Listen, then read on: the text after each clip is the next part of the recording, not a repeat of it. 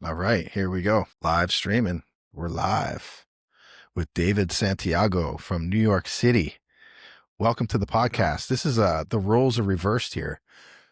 Last time I spoke with you online, besides FaceTiming, it was I was on your podcast and you were asking me all the questions. Now it's my turn to be on the hot seat. Now I'm the angry artist. Are you an angry artist? I'm not the angry artist. I'm the artist calling out the bullshit like you were doing 8 years ago. I know. I kind of laid off on that a little bit. I was doing that a while ago, and then I just decided it wasn't worth my time, or wasn't worth the energy. But you're all into that right now. Yeah. It's changing now. The artists are doing their research. They're becoming wiser. The clients are doing their research. They're asking questions. So everything that you were bringing to light 8 years ago when people were kind of like, we don't do that here. Now they're like, wait a minute. Maybe these guys are onto something, or they were onto something. How much has changed in the past 8 years when we talk about the industry, not only the scalp micropigmentation industry, but the entire tattoo industry? Like, think about the equipment, how it's evolved. Think about the needles, the pigments, the techniques, how many people have gotten into the industry since we first started chatting about this, and definitely the amount of knowledge that's out there that's readily available for not only artists to access, but for the clients to know and access. Yeah, there's so much change. And just alone with the knowledge, because 8 years, I'm going on 9 years that I've been in the industry, and we're talking about when gatekeeping was at its absolute max. And when I bring that up, when I try to have other artists or just people in general understand the level of gatekeeping that was happening, I have a photo that I'll never forget, and it's a client, right? You see the back of the head, and it's the crown area, right? It's a Norwood 7, and the artist made individual lines. So he broke the scalp into like about 8 lines, and he wrote numbers on it. He wrote 10, 20, 30, 40, 50, 60, 70. I'm like 2 months into it, so I go, hey, man, what does that mean? Because for each number, he associated some impressions to it. So I'm thinking that probably means the dilution ratio. It's got to be that. So I go, definitely. What is that? Tells me, oh, that's something you learn in my master's class. That's $1,000. I was like, what the hell? Yeah. That's the kind of gatekeeping that was happening, where now I wake up every day to like 15, 20 DMs at minimum of people asking me to, and I'm just like, yeah, this is what I use. I use Solid Ink by Billy DeCola. That's the light or ultra light. Like, it's nothing. I know, like, it's $1,000. Yeah, back in the day, even when I started doing it, I remember, pardon the noise, I'm getting a delivery here. Can you hear that? That's all right, bro. You sound like you on 149th Street, the 2 and the 5 train. I pretty much am. Do they have trains? You gotta over check there? out this pizza place next door, man. You think you got some good pizza there? Yeah. I got AJ's Brooklyn Pizza next door. This dude's straight out of Brooklyn, man. Is he really, though? It's not that his father was born in Brooklyn and then moved him to Vancouver. He's from Brooklyn. He's from Brooklyn. He brought Brooklyn Pizza right next door. It's great, man. I got a fellow American right next door. I can go shoot the shit with him anytime. It feels so good, man. That's awesome. But yeah, pardon the noise. No, I remember when I first started doing SMP, I was thinking to myself, like, I better not let all these tattooers know what I'm doing, because they're going to catch wind of this and they're going to jump in the game. I was gatekeeper number 1. Like, I was doing it. I was trying to keep it a little secret. I wasn't I created like a new Instagram account, and I wasn't posting anything on my tattoo account because I didn't want anybody to figure it out. Man, this is a good deal right here. But as time went by, I was kind of, I got tired of doing that, and I kind of even stopped doing so much SMP. I remember I was doing like 2, sometimes 3 people a day, 5 days a week. And then I was just like, man, number one, I got burnt out of the whole thing. I kind of, as a tattooer, you kind of have this need to create art. And yeah, SMP is art, but it's the same thing over and over again. It's just, you're just doing dots, man. You know what I'm saying? No, so, I kind of like, boring. It is. I mean, you do make some bank and, you do help people feel better about themselves. So there's that whole thing. But the artistic outlet just wasn't there. So I really got back into tattooing a lot and I was kind of doing SMP on the side for a while. And then, as you know, I got into doing laser tattoo removal, which has been a whole different thing. Um, and that's taken off like crazy. I opened up a couple studios here in Vancouver, and then I started franchising the business. So now I just sold a franchise in Toronto, and the goal is to kind of expand across Canada. And then once I build the brand up a little bit, I am going to hit the States and open some over there. You coming to Hudson Valley, New York? What's up, bro? Hell yeah, man. I know you've been working with a company over there. I don't know. No, I'm not working. Those guys I'm are not good working though. with anyone. I don't think I don't think it's gonna happen. No. Yeah, I don't think it's gonna happen. I mean, there's like opportunities to collaborate, and Mm-hmm. they were looking for like investments, but I was like, I don't want to. Like, if I want to invest, like I want equity. Like You want I to own want the to, I business. want to own the business. Yeah, those days Yeah. of me being like a 33 percenter and stuff like that are over, because that just No. never And ends well. what you bring to the table besides like your knowledge of the industry is that marketing power, man. Like you're one of the best out there. You just Thank you.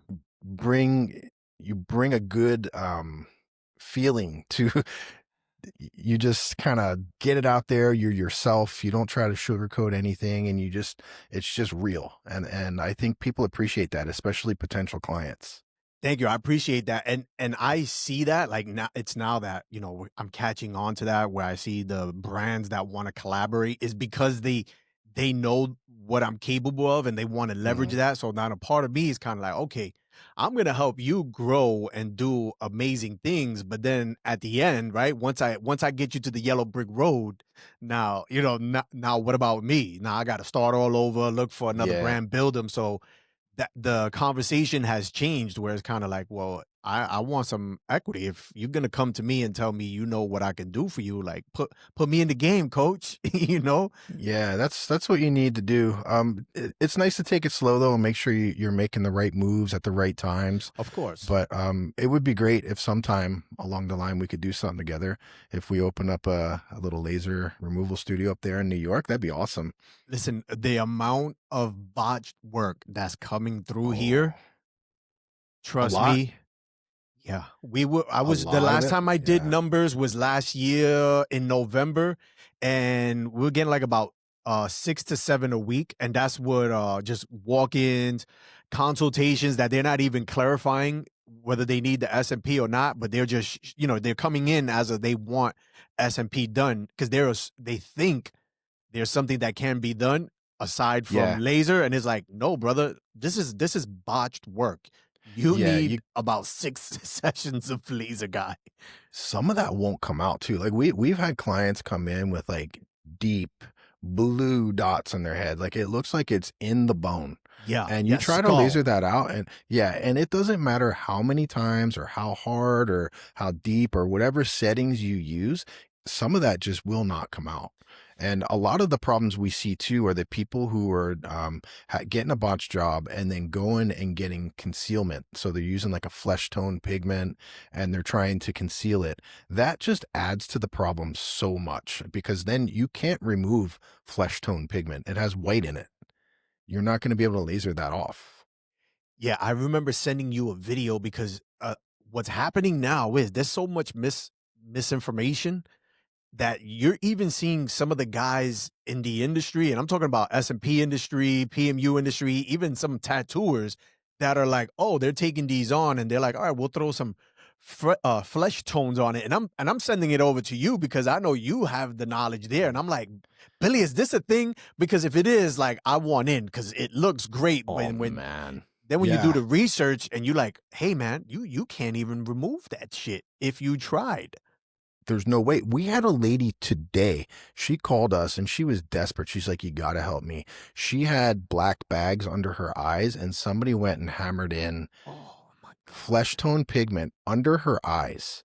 And she sent a photo over. And I mean, my wife, she works here too. She was on the phone with this lady for like a half hour. I'm like, just tell her we can't help her. I mean, there's nothing we can do. what can you do? And you can't even, like, she's like, well, should I do saline removal? Like, I'm not going to do saline under somebody, like in their eye socket Yeah, under here. Like, I'm not doing that. that's Who damaging. is the person who put that pigment there? And that's not the first time I've seen that, but that No, happened it's a today. thing. It's a thing, dude. When I saw it, listen, if you don't know any better and you look at it, you go, this is brilliant. This Yeah, I person guess. is getting money. What is it? Hand over fist? Because think about it. Who the hell doesn't have? Did I say it correctly? Or did I say I'm it like, look at me. I got the Louis Vuittons going on here, man. Like, who the hell doesn't have that? You know, like who's not sleepy nowadays? You know, what business owner doesn't lack sleep and have brown or black eyes? And I see it and I was like, these people are going to be making a killing. So you're like, I would absolutely do that. And then of course, right, just knowing what we know, right, got to do the research. And then you find out, dude, that's going to look really bad in a couple of years. You might as well you're just ru- keep the black eyes, man. you're ruining somebody's life. Like, there are other ways to maybe try to treat that a little bit, but the solution is not putting pigment in the skin. Not that is the last thing I would do. But we've seen all of that. We've seen, you know, scar camouflage all over the body, even the face. We've seen flesh tones that are trying to conceal pigment. We see it every single day, just about, when it's an eyebrow, because we do lots of permanent makeup removal. And when we're lasering it, sometimes the client doesn't even know, but we'll see, like, above the eyebrow, there'll be like a white line above it, and it's like flesh tone pigment. And I'm like, did you That's where they know went in. they went too far? Like, they whoever did the brow, like, went too far up, and they're like, oh, let me just correct this and just like white it out. Like, that is not cool. And most of the people don't even know that They won't have even that. know that's happening, right? Because they just assume, like, No, all right, I'm you're just just getting my eyebrows fixed. you're just laying there in the bed and you're getting tattooed. Like, you're not looking over at the pigment, seeing what's being poured all the time. And they're just getting white pigment hammered in their brows all this. I mean, we've seen so many of that. Like, that happens all the time. So I'm glad that you have your podcast where you're out there and you're telling people, like, hey, this is not cool. This is not something that's going to help people out. Thank you for doing that. Just Yeah, do it more, I please. learned I got the inspiration from you, man. You I know, don't know about all that. I'm gonna tell you a funny story, bro. When I first reached out to you to do the podcast, I remember I have wanted to reach out to you for a while. And at the time, because I was still considered new and you were considered like an OG because of the experience you brought over from the tattoo world, I was like, Yeah. man, I don't know if this guy is gonna entertain me. And this is me, and I speak about this all the time. And it's like, we gotta bridge the gap between the tattoo industry and like PMU and S&P. And it's like, these guys are an assholes. But at the time, I was like, I don't know, man. This guy's a tattooer. He's probably gonna tell me, go fuck yourself or something. But I was like, now Yeah. I have I have a reason, I have an excuse. So I could be like, hey, man, I have a podcast. I wanted you to talk about your experience and all. And it worked out perfectly. And it was like, you were like, yeah, man, let's fucking do it. Just know I'm gonna talk a lot of shit. And I'm like, I want you to talk a lot of shit.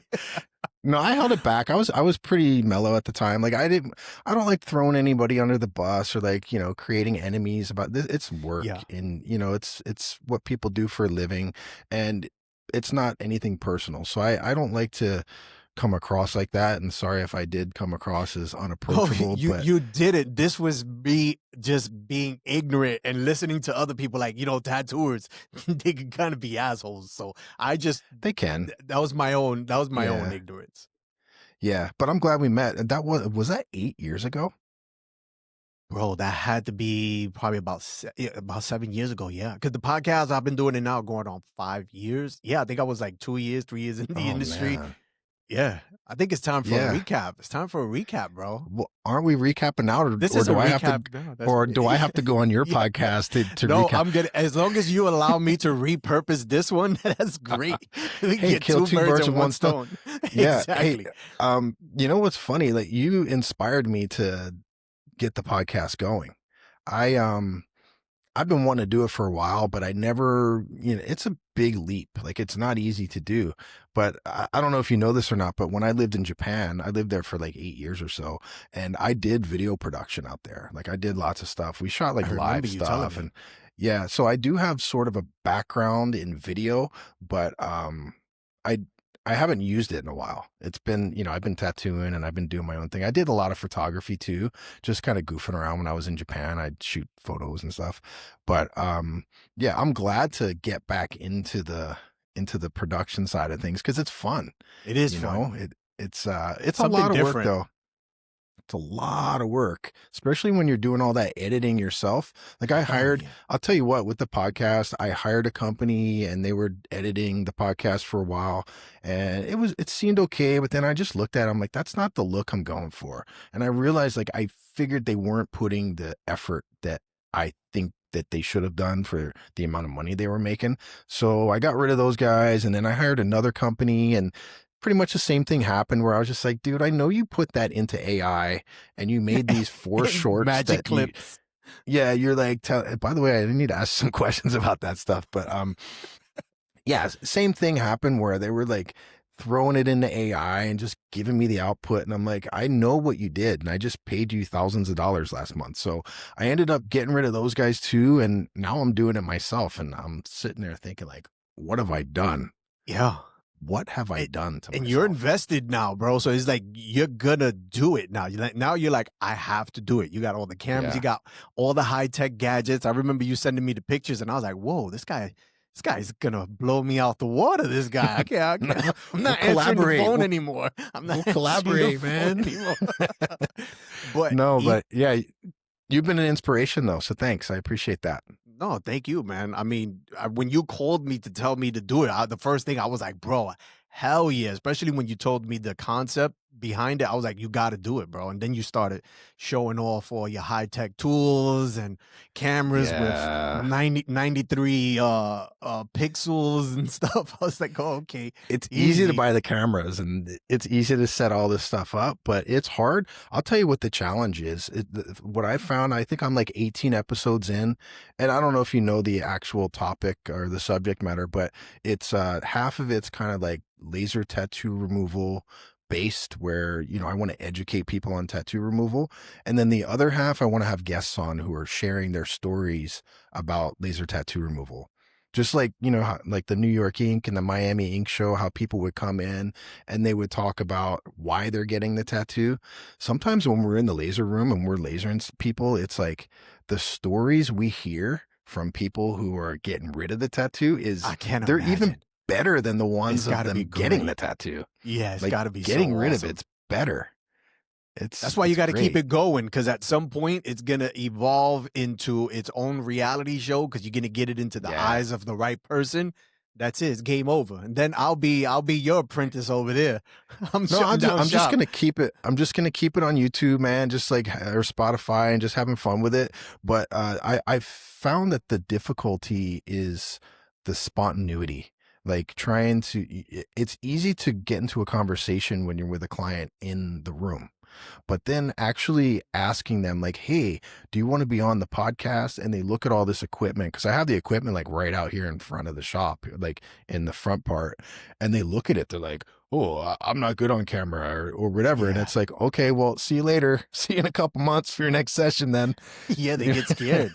They Yeah. see the professional setup, and they go into this like deep like, yeah, I know I told you how my wife cheated on me and all this stuff, and how many abortions I had, blah blah, like the deepest, darkest secret. But in front of these lights and cameras, yeah, no, they'll shut down. I Yeah. get the same thing. Yeah. They see it. I let them see the setup. Because to them, they go, Mhm. oh, wow, this is where you make the videos. And I'm like, yeah. And I always ask too, like, hey, man, I would love to, sit you down, maybe just ask you a couple of questions on why S&P Mhm. or what hair loss did for you. And they like, with all of this? And I'm like, yeah. And they're like, I don't know, man. I don't do good. Like, you see them already you mean nervous. that camera there and that light? I feel so intimidated now. Yeah, it's It, like, it does. I guess it does look intimidating if you're not like touching it and using it all the time. But it is yeah, what it is. You get used to it. I guess when you're just it's, hopping on a podcast, you're not getting used to it. By the time you feel comfortable, that hour or whatever it is, it's over, and you're like, oh, boy, did I mess that up, yeah, screw But that up. Wait till I see the rerun. How many times I said yeah, words that don't make sense. the beauty of it though is it's not live. So even for myself, I say some stupid stuff on camera and I'm just like, I'm cutting that out. There's no way. There's no way. Yeah. I would do that a Yeah. lot because I can't pronounce certain words. Thanks, New York I City I've public noticed. education. I've noticed. You know, I tell you what, Billy, before I even said, you know what, I'm going to start a podcast, I was like, I was You went to very speech well aware. therapy? I know. I was very well aware of my damn speech impediment and like not being able to enunciate words correctly. Because in the Marine Corps, my Marines all would let me know. They would be like, "You hear how Sergeant Santiago says this word? That's how you know. One, he's Puerto Rican, he's from the Bronx. Those motherfuckers can't sound off or sound out words for shit. But doing it to podcasting, it Mm-hmm. was one of those hurdles that I had to just tell myself, you know what? It is what it is. As long as I Mm-hmm. can get the message across and I don't care who the hell makes fun of me, like I'm just gonna put it out there. And look, Yeah. now I don't care, even Yeah. if they do. It's Some sure. people send me the clips of it and they'll give me shit, and I'm just like, it doesn't matter, bro. Like it It's did its funny though, job. It did and its it's your job. flavor too. Like, what do you want to sound like everybody else? My problem is I've been living in Canada now for like 15 years. When I go back home to Florida, my friends are like, "You sound Canadian." You sound I'm like, Canadian. listen here, man. Those are fighting words. Hey, man. He's Hey, like, man. yo, Those are fighting words, man. communist. He's a communist. Yeah, socialism. Okay, No, I know, socialism. I know. So let me ask you though, Billy, Mhm. when you see that it is difficult, have you developed a system where you kind of still feel it is not as you don't have the anxiety behind it the way you used to before, where it's like, fuck, that's an hour-long podcast. I'm gonna have to sit here for XYZ. Like, or have you just accepted, like, man, it's gonna take a lot of work? The solo stuff I find a lot more difficult than when I'm having a conversation. Like the Really? solo stuff for me, I find that I'm not myself, and I'm trying to deliver a message. I have this Interesting. thing in my head, like I'm just like, okay, these are the points, and then I find myself speaking into the camera, and I don't sound like myself. When I'm speaking with you, I feel like I'm having a conversation, and my real personality kind of comes out. Like I don't feel nervous one bit, like chatting with you. But when I'm here, I'll turn off all the lights. I'll be here by myself, and I'll have the camera on. And that's the time when I feel less, like least myself. When I'm looking at the Interesting. camera and it's just me and that camera there. It's so weird. I'm trying to figure out the art, like Get how to comfortable. do it. There has to be a way, but I haven't figured it out yet. And I'm getting a little better each episode, but I still feel like I have a lot of work to do. Yeah, I'm the opposite. Alone, I'm 100% is when I'm Really? talking to, oh yeah, it's the easiest for me. So easy. Or even when I have like the videographer there, like I know someone is recording me, like I can just go. It's when I'm actually interviewing someone where I really start like, asking myself the questions like, am I sounding like myself or am I trying to sound That's so overly odd. educated? Like, do I want to You sound too definitely don't. smart? I'll tell It's you like right now, that's you don't sound like that. Overly educated. you definitely don't. Let me put your mind at ease with that department there.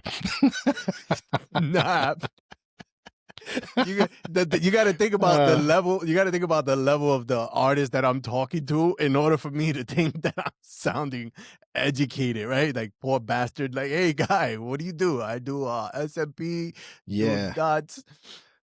Oh, that's so I funny. guess with like the guests that you have on, you're having people from all walks. Like you might speak with somebody from Arizona, and then you're talking to somebody from Europe, and like so you're dealing with kind of like different people. And I think it's important, and I don't know if you do this or not, but it's important to just kind of stay yourself and not try to like be a Right. chameleon where you're acting like whoever that person is that you're speaking with. I think that, I mean, but that's like when you go out and you're on the street and you talk to people, you're not changing who you are based on what person you're speaking with. So I think it should, I mean, I don't understand why it would be difficult for you, but I, you So know, I think for me, what it was, it's a habit that I picked up being a barber. Because as a barber, they say we have to be chameleons. Because depending on the client that we're dealing with, Mhm. in that industry, you come across, business owners or car salesmen that they do have Mhm. they do bring with them those kind of ignorances where it's like, oh, this kid just sounds like a street kid. I don't want him cutting my hair. So you got to kind of like, it's unfortunate, Yeah, but I I think understand. that's where I bring it over. But then last year, at the time when I was talking with, I kind of had like a manager that was helping me out, and she was like, "What you have to do is you just kind of really just dummy it down because you're talking to these people from all different countries, and they don't really even understand." English like that, and you're talking too fast. You got to talk slow. You got to talk slow. So I was like, oh Yeah, yeah, I can do yeah, that. I can do that perfectly. So that, I think, the challenging part when I'm interviewing others is that, because I try hard to not, I don't want to be a chameleon, but I end up doing that. I guess I feel like it makes them feel more comfortable. I don't know. I mean, it's been working. Got yeah. 131 episodes in, so That ain't bad, man. How many? You said 5 years? Are you doing one a week, or what's it up to now? now I'm doing, for the last year and a half or 2 years, I've been doing every 2 weeks I drop one. And Yeah, then I think that's what I'm gonna do because I was trying to yeah, do one every week, that's and hard. the pressure, man. Like Yeah. you shoot it, and then what's your turnaround time for editing? So Yeah. I think I would rather put out quality stuff Yep. and take my time and edit it and make sure it looks good rather than just like pumping stuff out. So I think I'm gonna move it to every 2 weeks and then Yeah, that's put some definitely shorts out. gonna take away some stress from you when I did that. And I Yeah. was doing one a month when I started, but I originally started with like 8 of them in the back end, Hmm. so I wasn't Yeah. chasing. But Yeah. this Yeah. year I kind of changed the format. I want to do a lot more solo podcasts because a Oh lot of yeah. the artists that I want to, I mean, I do want to still interview other artists, but a lot of the artists, sometimes the topics that I want to talk about, they're very like, yeah, I don't really want to What tap in with topic? that. What topic Yeah, could there and I tell be that somebody doesn't want to talk about as an artist? you know what it Like is, Billy. pigment? Some of these guys, they're so focused on clout, and they think Mm-hmm. that this is how you actually retain clients, is with like this kind of clout that they'll go, listen, I'll come on the podcast with you. I don't want to talk about my technique. I don't want to talk about ink. I don't want to talk about what needles I use. And I'm like, guy, what do you think what's so special about it? Like, Yeah, what's it's so not special as about your technique, bro? Like, what are you doing that the rest of us around the world are not doing? the So I dot just leave them. I man. It's go, like, all right, yeah, cool. Hey, I appreciate you. Much success to you.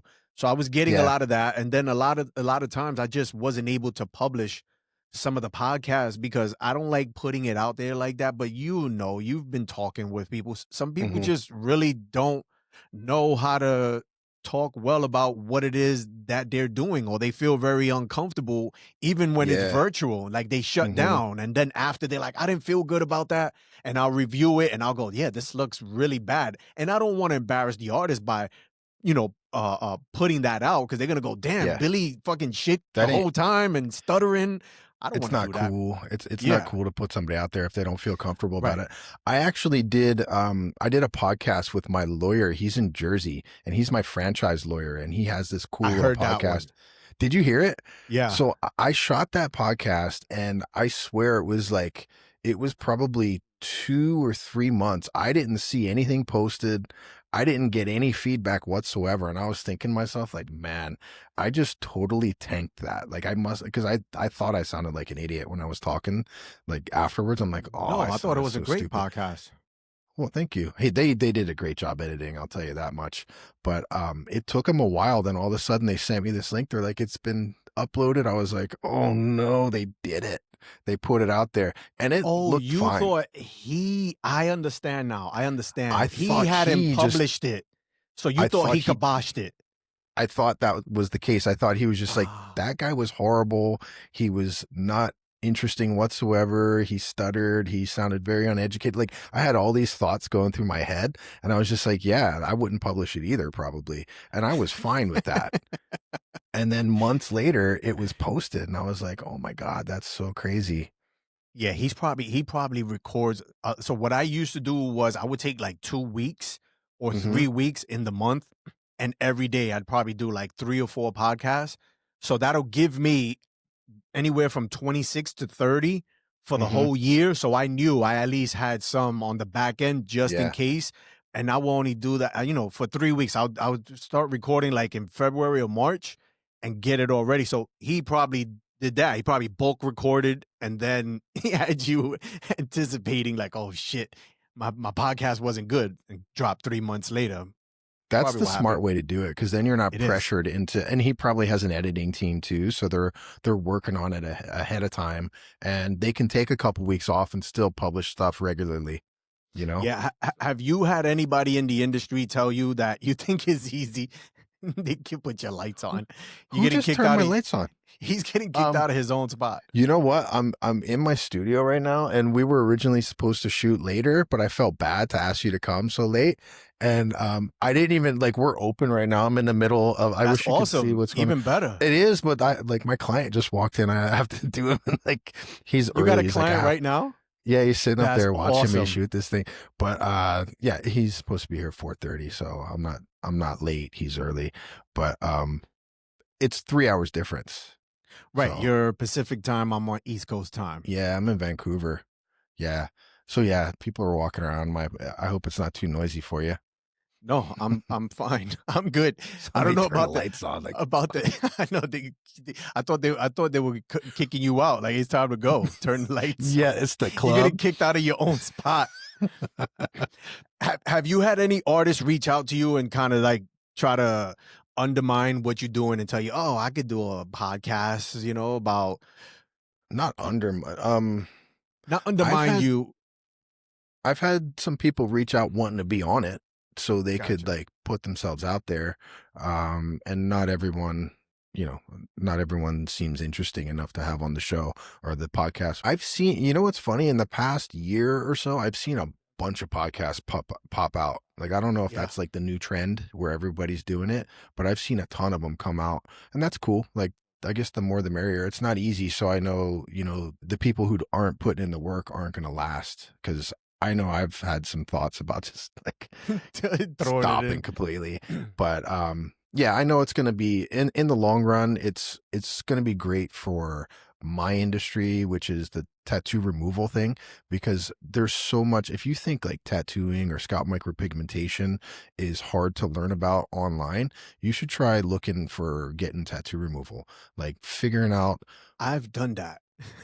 I Have you have. had tattoo removal? No. No. So I got 10 zaps on my head just so I Did you? could knowledgeably talk about to the Okay. client and let them know, like, this shit hurts. Yeah. That's it. I So, haven't gotten well, any. people go searching for laser tattoo removal, and you're seeing, videos from like 1980, 1990, where they're using like old equipment, they're burning people are blistering. Like, the stigma around tattoo removal is crazy. If I were looking online and I was believing what I was seeing, I wouldn't get it done. So I figured, it would be nice to educate people, and it also brings, I'm telling you, it brings in so many people who have seen the podcast, and they're like, oh yeah, I watched that and I kind of understand. It's almost like doing a consultation before the consultation, Yeah. because people are learning about what they're getting themselves into before they come here. Yeah, and establishes you as the authority too. I remember it was either your first one or your second one. I was telling everyone, like, you have to listen to this. You have to Really? understand what laser. Yeah, I was tagging you on it when I was putting in my stories, because a lot of these guys, they're quick to like, oh, you got the SMP, you need laser removal. And it's like, you can't just send them to anyone that does laser removal. Like, there's also a technique to understand on how to remove SMP. You can't hit it with the same way you would, these heavily saturated tattoos, No. even though some of these SMP, some of this SMP work is just as freaking saturated. If you Yeah. if you live in Florida. God, there's a bunch. Well, man, we've had people from here. We have people fly in to get SMP removal. And, there's lots of laser tattoo removal places all over, but we have people flying in. We had a dude fly from Korea a couple That's weeks nuts. ago to get SMP Oh, removal. Like, dude, they and have lasers there. They have the same exact laser there. A that's lot of them. crazy. And Yeah. their SMP, like, their technique is super saturated. Oh, Like, yeah. that is the It's technique. like tribal. Saturated work. It's Yeah. crazy. It's madness. Yeah. So yeah, there is an art form to removing it, just like there is applying it. I mean, you don't have to. It's not like a tattoo where you have to stay up late at night drawing stuff out. But when you see something, you have to know what settings to use. You have to know, the skin, uh, how the skin's going to react, what type of, it's nice to know like what type of pigment was used. You don't have to know the exact brand, but by looking at the pigment, you can tell, like I can tell if it's a wash where it's like black pigment mixed with water, or if there's some white in there where it's like an opaque gray, or if there's undertones in there like reds or yellows or that fluorescent orange that some people use. All of these things you should know about before you laser somebody's head, because if you don't, then that person's going to be surprised when they get the laser done. They're going to walk out they're gonna with be orange or pissed. yellow on their head. They're going to be like, what the hell's going on here? So I feel like it's our responsibility doing laser to give the client all of the possible outcomes, like tell them about all of them. And then once they know all the possible outcomes, then they can decide if they want to take the risk or not. But I don't want it to fall into my shoulders where I didn't inform them and then they're pissed at me, you know? I have two things for you. One, are you able to tell the difference between SMP ink and tattoo ink? You Is laser. this a trick question? And then the next thing is, have you ever thought about putting a module on your SMP training where it talks about Ooh, the laser removal as it pertains to SMP? And you know how they're always promoting using the modifiers like the orange and all that, yeah. thinking about it long term, especially if Mhm. you knew when you use a modifier and you botch them and now they want to go get laser, what really happens? I think Yeah, I don't know if I'm that'd gonna be sweet. modify it, like add a module to the old one, but I'm actually coming out with something new in the near future here. Should I tell you what it is? No, I'm not teaching laser or anything like that, but we've been actually doing a lot of saline removal lately. Interesting. And I am not an advocate for saline removal. I don't like the treatment. I think that there's a lot of trauma caused when you do saline, but in some cases, there's no other option, and saline is the only option left. So, and I'll tell you what those cases are. Yeah, I'm It's interested to when know. when the laser is not breaking down the pigment anymore. And there are certain colors that are really difficult. Like white's impossible. You're not getting white out. I don't care who tells you anywhere on the planet, if you have white pigment in your skin and you hit it with a laser, it's not coming out. The only thing that's going to happen is it's going to oxidize and it's going to turn dark. So that's number one. Number two, I would say 99% of permanent makeup pigment these days, and a lot of SMP pigment too now, they put undertones in these pigments so they heal warm, and they're mixing them right in the bottle now. So not only do you have black or brown, or you have reds, you have yellows. Sometimes they're putting whites They're in even there to putting lighten green them up. too. All types of stuff. So when those undertones are there and they're present and we're removing those dark layers first, what happens is it's not changing to red or yellow or whatever. It's revealing what's underneath. So if you're removing an eyebrow, for example, or even SMP with modifier, if you hit it with the wavelength that targets the dark, because that's what we'll see when they first come in, it will remove that dark pigment. And what's going to happen is it's going to reveal what's underneath, and that's the undertone. And when we get to certain undertones, like yellows, yellow is the main one, but some reds that have maybe some whites in there, the iron oxide, the titanium dioxide, those pigments don't react to the laser in a way that's going to break the pigment up and let it fade. So when we reach a point where it plateaus, we tell clients like, hey, the only option now is saline removal. And I've been doing a ton of it. I don't like doing it, but we do it a lot. I do it a lot. I've done lip blush. Like I've been hammering lips with saline. I've been doing eyebrows. So what are you doing? What are you using when you're doing that? Is that like a mag or something and just dipping the saline and Wouldn't you like to know?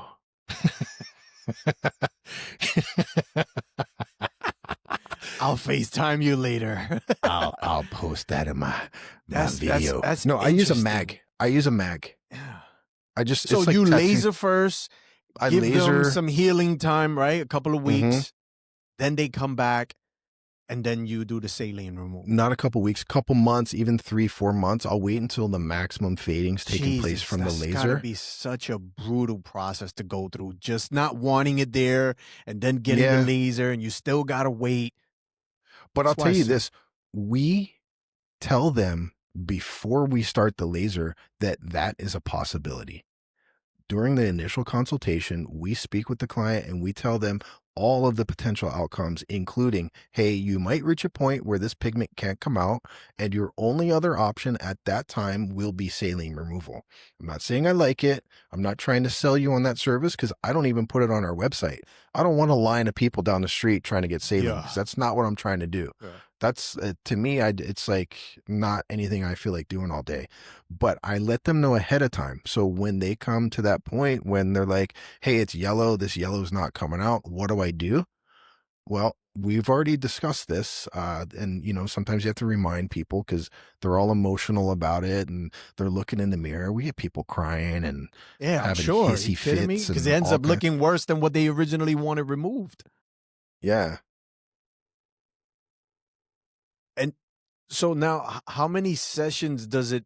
Is there like an average, like how many sessions you can do with the saline removal to actually get it all out?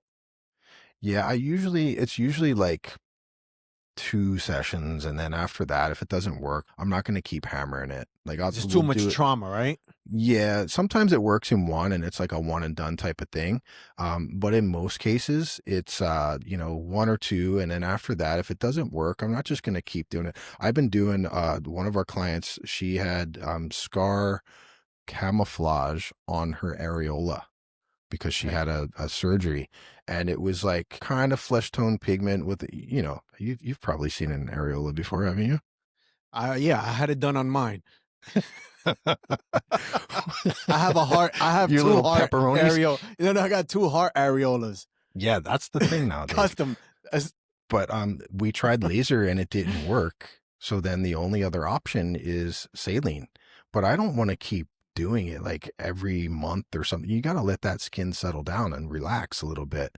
So just continuing to hammer that tissue is not a good thing either. So, it takes patience. I'm going to do a little yeah, that'll course, be like an dope. online course on that. So are you telling me so you're saying, all right, aside on top of, the camouflaging of the bags or the black or brown under the eyes, Hmm. the scar camouflage that they're doing, that's Hmm. something that shouldn't be done because of the type of inks. Or I is don't, that only yeah. if it's not done correctly and the person has to get laser? If the scar camouflage is done correctly, is there an issue? If it makes the client happy, there's not an issue. But like it's all about the client. It's Right. not So it's not only an issue if if they're looking to get it laser removed. my problem with doing scar camouflage, whether it's an areola is not flesh tone, it's a different pigment that you would use. It's not like a light tan or something like that. It's a little bit darker, so there's a lot less white in there. The thing is, like some people feel uncomfortable in their skin and they need some help to feel better about themselves. That's great. But if you're doing something that's going to make the problem worse down the road, then I feel like that's irresponsible. And Got you. using a pigment that cannot be removed with a laser, in my opinion, is irresponsible.